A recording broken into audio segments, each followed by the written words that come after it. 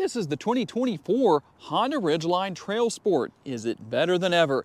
Hey everybody, it's Tom from Vehicle Visionary. I hope you're having a great day. And today I'm here at Holmes Honda, and we're going to take a look at this 24 version of the Ridgeline TrailSport that does feature quite a few things that separate it out from other trim levels. Not so much with the exterior, although you will find the badging. There are some changes to the front grille. But overall, the exterior remains the same. It's still going to come standard with all-wheel drive, but what we'll find here is a uniquely tuned for the Ridgeline trim level suspension. It also has softer springs.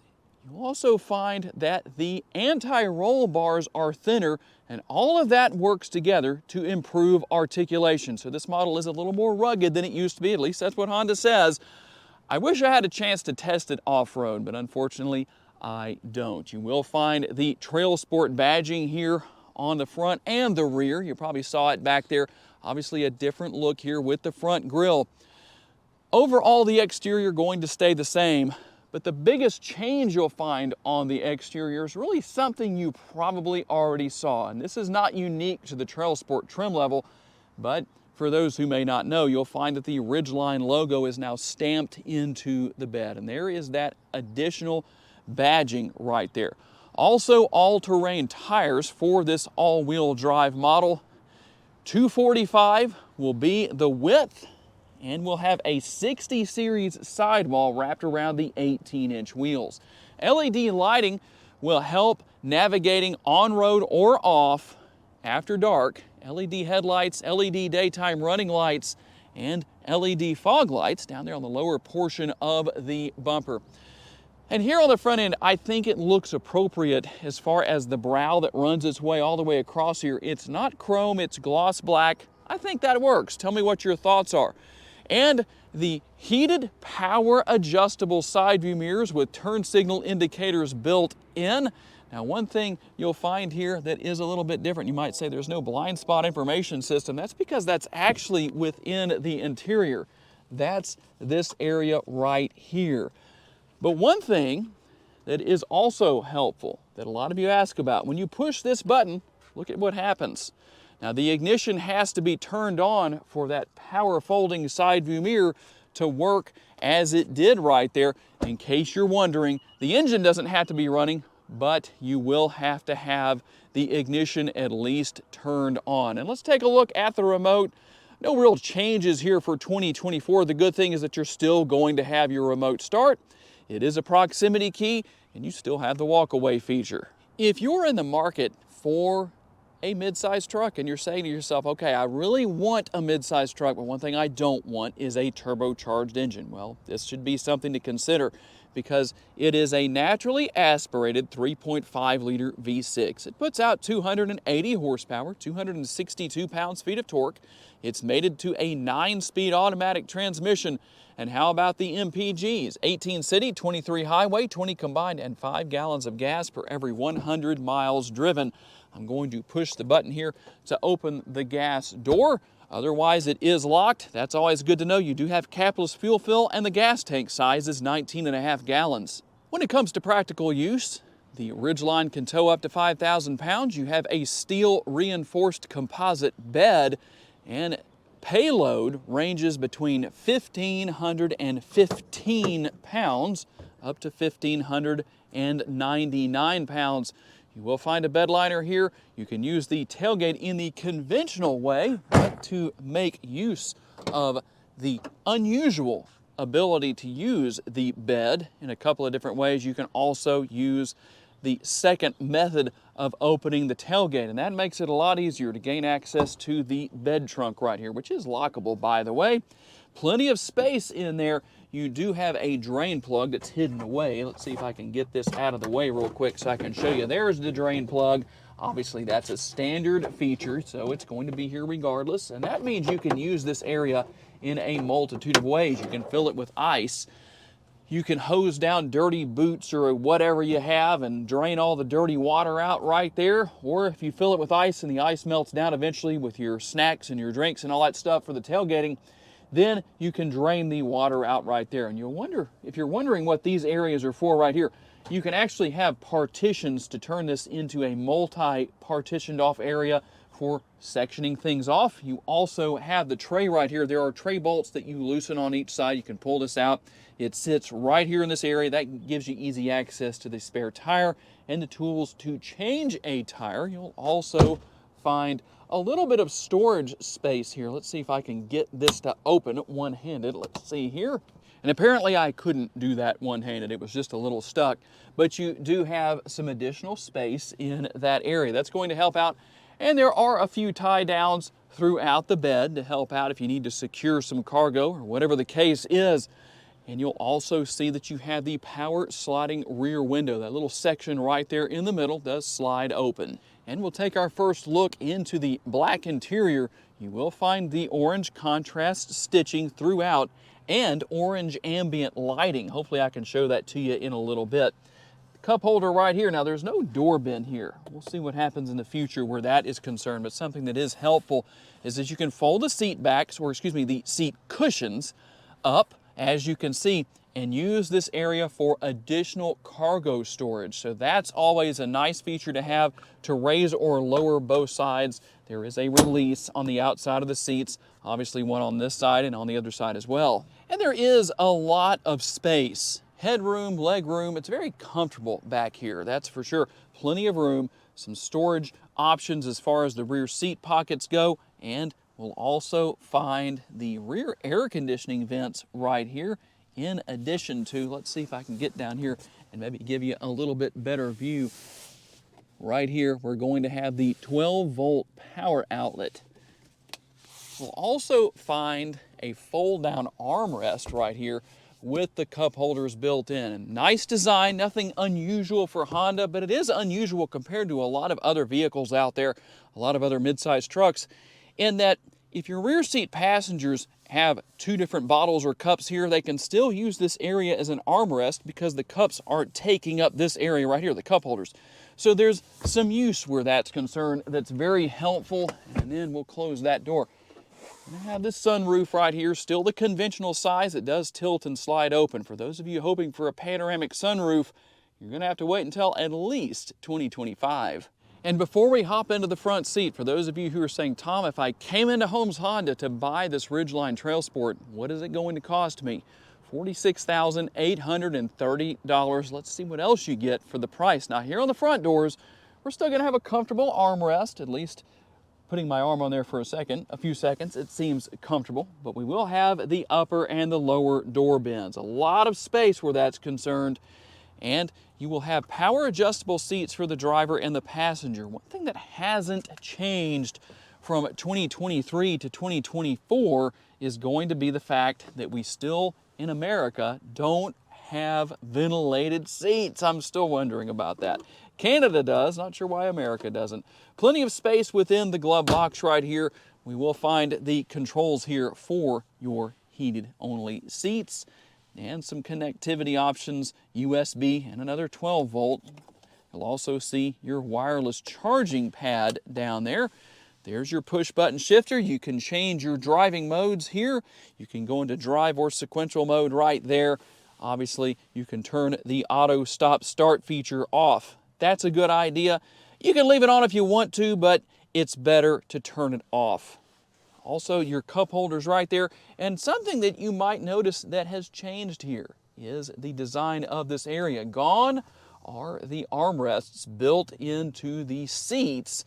The armrest now becomes, for the driver and the passenger, the lid for the center console right here. A lot of space within as well. So depending on what you need to store in there, that will be absolutely no problem. We'll also see the controls right here for your sunroof, everything to open and close the sunroof, and the power sliding rear window that I showed you and told you about earlier. You'll also find the sunglass holder here.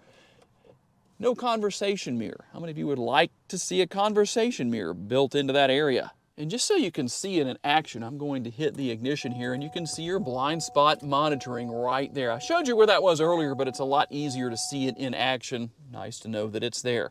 Here on the driver's side door panel, all of the controls you would expect to see for your windows and lock and unlock, all that good stuff. You also have a couple of settings for seat memory. I showed you the button right here earlier that I pushed to control the side view mirrors as far as that power folding feature goes. You can control the overall positioning of those side view mirrors as well. You can see some of your safety features and other options down here as well. You'll also find the button right here if you want to change into Econ mode. I mentioned that earlier that you had multiple driving modes. That's one of them. You will also find a new look 7-inch driver's display. So a completely different digital look from what we've seen in the past. And what about our driving modes? Well, there's snow mode. You have mud, sand. You can also go to normal. And then I talked about how you can go into drive. You see the D down there, right down here. And if you go to S, that's going to be your sequential mode. And obviously, pretty easy to figure out how to manage everything here. You can go through a lot of different features and functionality on your instrument cluster just using the scroll wheel right here, and you push on that to select your steering wheel mounted controls. And you have the shifter paddles here for working your way back and forth through the 9-speed automatic transmission if you decide to do so. And the controls here for the headlights and fog lights. We'll also have over here on the other side of the steering wheel the control for your windshield wipers. And something else that's new for 2024, the standard across all trim levels. This isn't unique to the Ridgeline TrailSport, but it's on all trim levels. The 9-inch screen is supposed to have a better processor now, so it's going to not be laggy the way it's been in the past, so should work better. You do have your built-in navigation right here, so something to know about.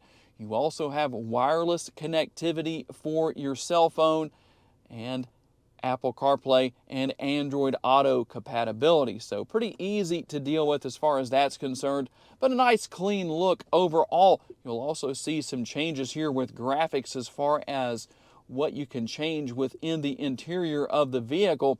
Although I do find it kind of interesting because that is not the door from a Honda Ridgeline. That's very interesting.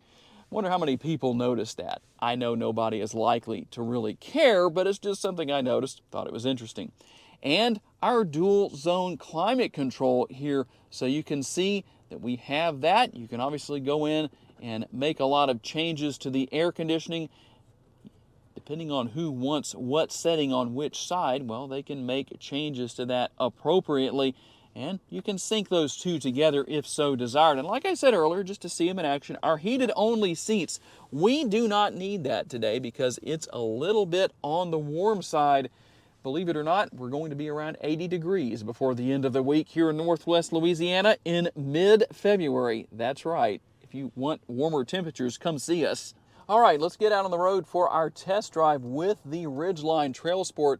And right off the bat, I would like to answer a question that I feel a lot of people are going to have, and that is going to be, what is the ride quality like? When you talk about the changes to the suspension and how everything is retuned for better off-roading capabilities with the Ridgeline compared to other trim levels beyond the TrailSport, I can't really tell a big difference. Maybe a slight difference, but it's hard to tell for me. I don't think there's a major difference where you're going to hop in and really say, oh man, I came out of a Ridgeline RTL, a 21 or a 22, whatever the case was. I'm not so sure I can enjoy driving the TrailSport. So I don't think you're going to have any issues where that is concerned. But then again, that's one of those things where you really need to drive these vehicles for yourself so you can draw your own conclusions. Everybody has different driving experiences to draw on. So you might say you can tell a difference. You might say you can't tell any difference. It'd be interesting to know what different people have to say. And obviously a lot of safety features here to talk about as well, including all of the different airbags throughout the interior that hopefully you'll never need, but they are here if you do. You also have Honda sensing, and that's going to include adaptive cruise control, collision mitigation braking, road departure, and lane keeping assist. Now, you won't have traffic jam assist, but for those of you who don't know, that actually is going to help in low-speed situations and heavy traffic, something I haven't really been able to demonstrate on other Honda vehicles because it's just been hard to find an area where there's a lot of traffic that moves at a slow pace for a long enough period of time to demonstrate it here in Northwest Louisiana. Overall, a very enjoyable vehicle to drive, plenty of room, you won't feel cramped. Even being well over 6 feet tall, you will be fine here. No problems whatsoever, I don't believe, as far as getting the seat adjusted and all of those things go. One thing I do want to do quickly is stop here at a friend of mine's shop. We're going to pull inside and I'm going to show you what the orange ambient lighting looks like here in the interior. And I don't know how well the camera is picking up the orange ambient lighting that's in the door bin right there, but you can definitely see it very well here with the cup holders. And we'll pan over here to the driver's side door. You might be able to see that a little bit better.